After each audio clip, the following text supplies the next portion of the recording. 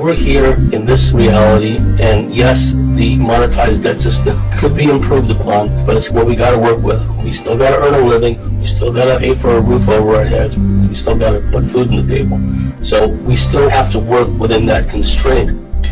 At times, the workplace could be like an Archontic leash fest. The way that things are set up, it just sucks on our vital energies. It becomes a preoccupation at times because of the personalities involved, and many times entity-infested personalities. So we bring all this angst and anxiety with us at home. We're still preoccupied with all the crap we had to endure, at work, and the fact that we're going to have to go back to it on Monday.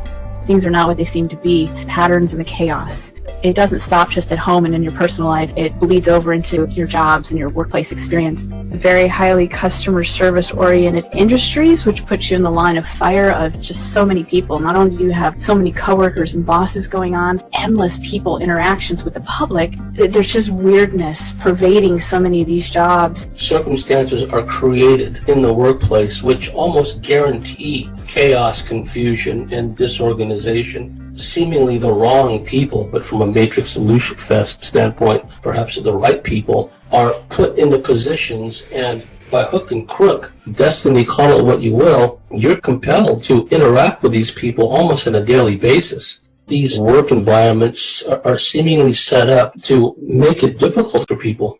That's part of the whole repeating patterns and the chaos. And one of the biggest ones that I've noticed was the incompetent and or ineffectual managers and bosses that get put into positions of power and who never seem to be able to get fired, no matter how bad they are. And by bad, I'm talking about creating policies that can drive departments or an entire company into the ground, mistreatment of employees, you name it. They are not good at their job. They have no business being at their job, and yet they are, and they never seem to get fired. If anything, they keep getting rewarded and just keep moving higher and higher in life. And it's just, okay, maybe that's just that particular company. It's how they do things. They're not that bright, whatever.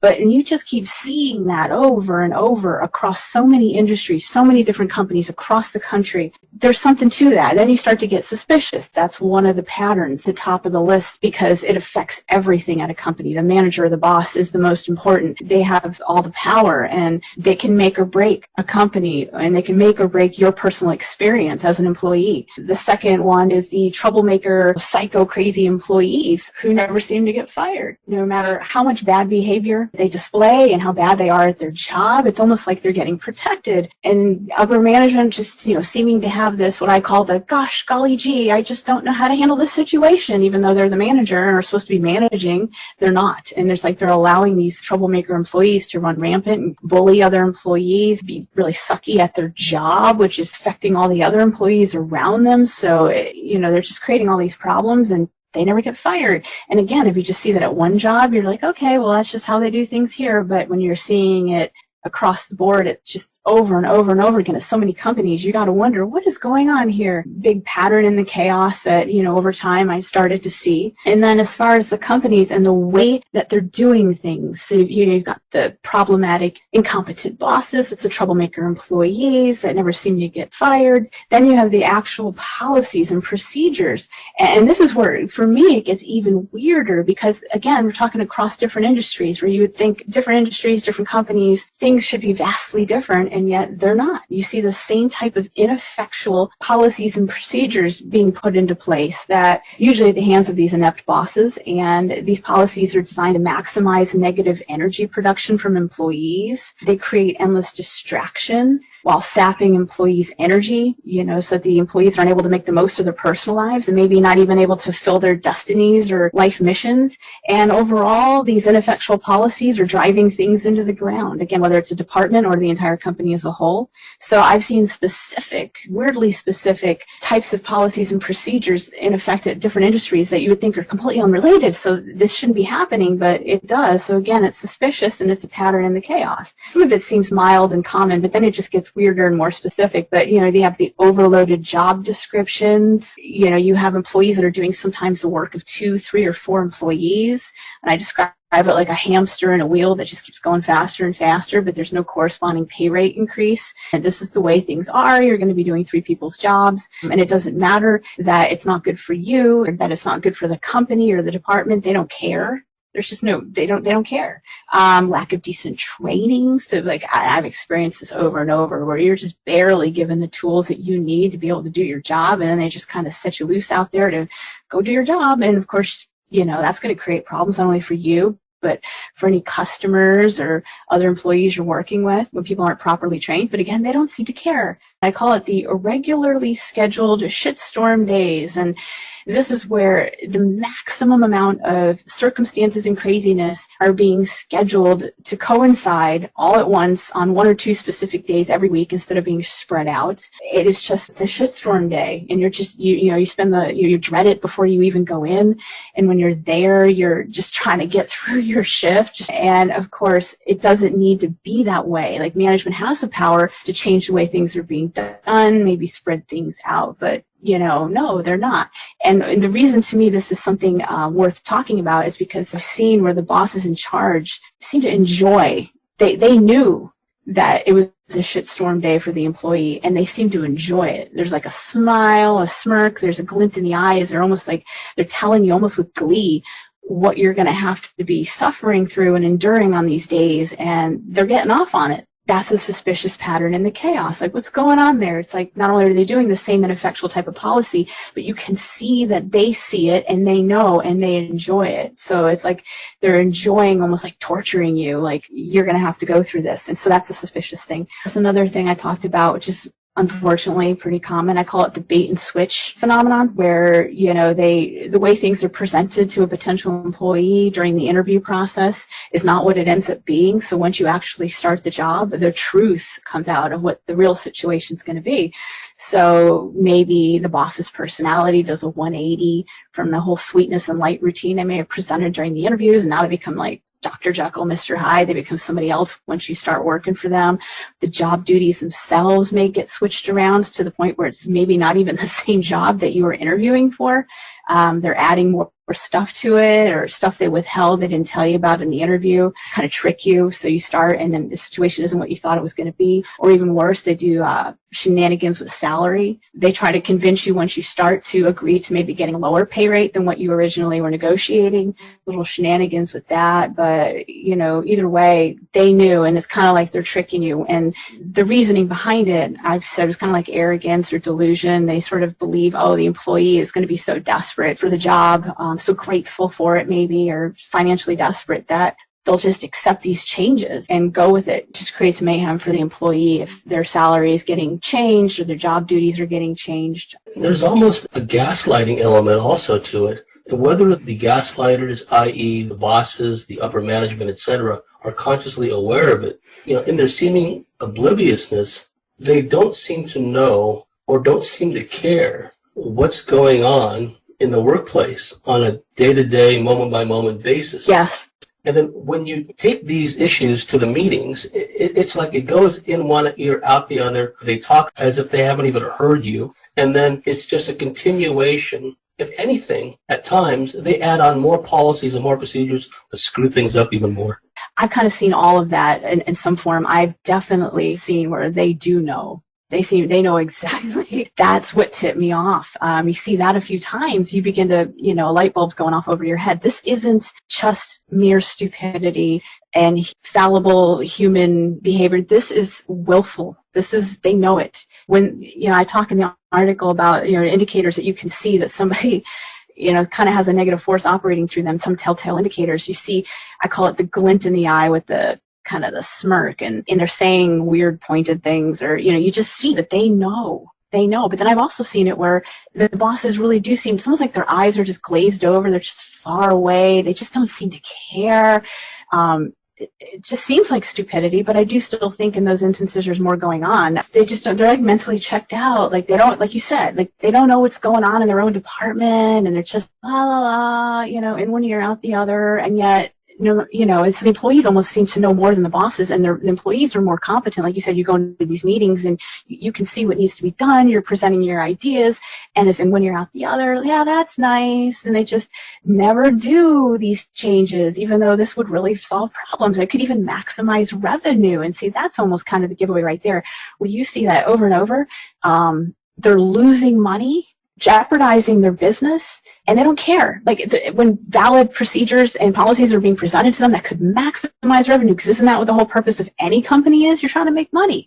So what's going on when they don't value revenue and they seem to value instead, they're putting more of an emphasis on keeping all the employees discombobulated, frustrated, angry, energy drained. That actually becomes, it seems like that's what the priority is here. They're uninterested in making money. They're interested in making your life miserable. And, it may sound, angry or bitter, but again, if you just see this happening across enough industries, like people like me and you who've temped and we've been out there and we've seen this over and over, you have to question it. It's just, at some point, it's no longer a coincidence. It isn't just human stupidity. There is something else happening here. One thing I've also noticed, too, is the hyperdimensional archontic aspect to this, the loose generating aspect to it. When that smirk comes through, either a colleague or an employee, that's the archontic matrix, Agent Smith syndrome, manifesting itself. Yes. That sardonic smirk, sadistic in nature, where you're just being put through your paces and every bit of solution is being extracted at that moment. Dealing with the public, that's a whole nother hyper dimension behind this. Because I've worked myself in a hotel registry where the hotel I worked at along the Colorado River in Laughlin, Nevada, was chronically overbooked, deliberately overbooked. And on top of that, you talked about the shitstorm days. There were days we dreaded, Texas Hold'em convention, great. And then you look at the calendar again, slot machine convention or whatever, great. Because the line would be literally out the door. So you have all these people lined up, chronically overbooked to the point where we had to scramble to find some of these people rooms. And also, we were told that if necessary, there are certain categories of client and certain categories of rooms where we could bump them, where we just scroll down, look for a letter C next to like a booked room with guests expecting to have that room. No way. It's like we just take them right out, we slot someone right in. Because you have someone in front of you that has all these expectations screamed at me, and this is like the Matrix, and I'm thinking, this is a Matrix moment where this entity-infested woman is screaming at me. And, we're trained to work with these people, like, get through them. I spent 40 minutes with this whack job trying to help her, and all I got out of it was just a bunch of grief. Finally, one of my colleagues took pity on me and said, look, I know I'm going to have to start. I don't start for another half hour, but just go and take a break, I'll take over from here. But that's one of the pitfalls. There's the energetic, loose, draining aspect to it, where unless someone is metaphysically aware and put their energetic barriers up, these Agent Smiths will pop up, when you're working with the public and just drain the hell out of you. Oh, yeah. It's funny. I'm listening to you describe that. It's been a long time since I've worked in hotels, but you're bringing it all back. It's like, oh, God, I've had that. Everything you just described, I've had it. Because I worked at so many different hotels in Southern California for so many years. And hotels is the one industry that I've always sworn I will never work in again. The last time I did it was 2005 in Charlottesville, Virginia, a very high-level hotel. And that I've had, I will never, ever, ever. They were the worst jobs I've ever had for everything you just outlined. I mean, it's like you've worked at the same hotels I've worked. But it's funny. It's universal. It's all the same, And the whole thing about, bumping people. Someone is in front of you throwing a fit, so you bump someone else who has a valid reservation. So that when they go to check in later, now you've got to deal with them. But, yeah. So hotels is the absolute worst, and I think it's worse than waitressing even, because at least people are happy when they're getting their food, but with the hotels, it brings out the absolute worst in people because they're tired, they've been traveling, they have expectations, and they don't get what they want. They're throwing literal temper tantrums and meltdowns. The kids are being a distraction, tugging at their legs. Oh, yeah. It's just the one that you're going to most likely see the Agent Smith phenomenon happening out of everything I've ever done. That was them. And it's like if you're working an 8-hour shift, it's throughout your entire shift, 5 days a week. It's exhausting and energy draining and very disheartening. You're getting yelled at all the time, screamed at. I've been cussed at and called names because someone couldn't get the room type that they want. I mean, it brings out the worst of people. Once you realize what's going on and you're aware of the potential, you can start to take control of your life, get jobs that are better for you and in your best interest through like visualization, manifestation, that sort of thing. For people going through these kinds of negative jobs, you got to get out, and you got to find a way to get out. We don't deserve that. Don't put yourself in the line of fire. So in certain industries where it's guaranteed and there's no two ways around it, and hotels is one of them. So in certain industries, avoid at all costs, and that's one of them. first off, the boss who interviewed me, she did the 180 switcheroo in personality once I started. So she was all nice in the interview, became a whole other person once I started, and they just didn't care, and they almost seemed to take delight in it. They enjoyed seeing the stress it was going to cause, and things could have easily been changed, and they just wouldn't do it. And there was no reason why they wouldn't do it. So I have no choice but to conclude there's something negative at work here. It's operating through people, and one of the main reasons is to try to get energy, to farm your energy, siphon that energy off of you, create maximum amount of negative emotions, drain your energy, drain your free time, and derail you in general. It's a microcosm. The whole world is functioning like this. It's not just jobs. Everywhere we go, it's happening on a day-to-day basis right under your nose. It's from top to bottom. This entire reality is set up upside down and backwards from what it should ideally be to maximize energy draining, time wasting, distraction, diversion, and in the worst case scenario, death as a form of sacrifice. It's like feeding these negative things. They need human sacrifice thrown out. It isn't enough to just have negative energy. You got to have death too. And not to try to bring everybody down who's listening and think that it's all hopeless and negative, because I do at the end try to explain what can we do about this. In a lot of ways we can't change what's happening on macro level worldwide, but you can start with your own individual situation, becoming aware that this is happening most likely to you at some, in some level at some point, and then, through awareness and knowledge, start to try to get the upper hand and turn the table so you don't become a victim of this, and you can turn things around, at least for yourself. You got to start at the individual level. Like you just pointed out, it's important to remind oneself, okay, this is a journey. I'm in physical embodiment, but I'm here even though it's not entirely revealed to me yet what I'm supposed to do. So when one finds himself in these crappy situations, just hold out hope that things may get better, and that you're there, as much as a cliche as it sounds like, that you're there for a reason to learn something at that particular moment in time.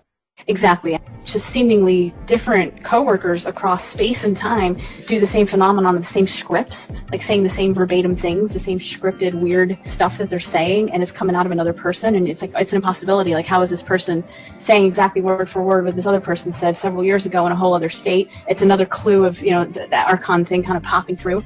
The metaphysical phenomenon, like the idea of being driven out of a job, the obstacles and omens that one may encounter if they're trying to go for a job they're not meant to be at. Like, it's kind of like the universe or something is trying to tell you you're not supposed to be here.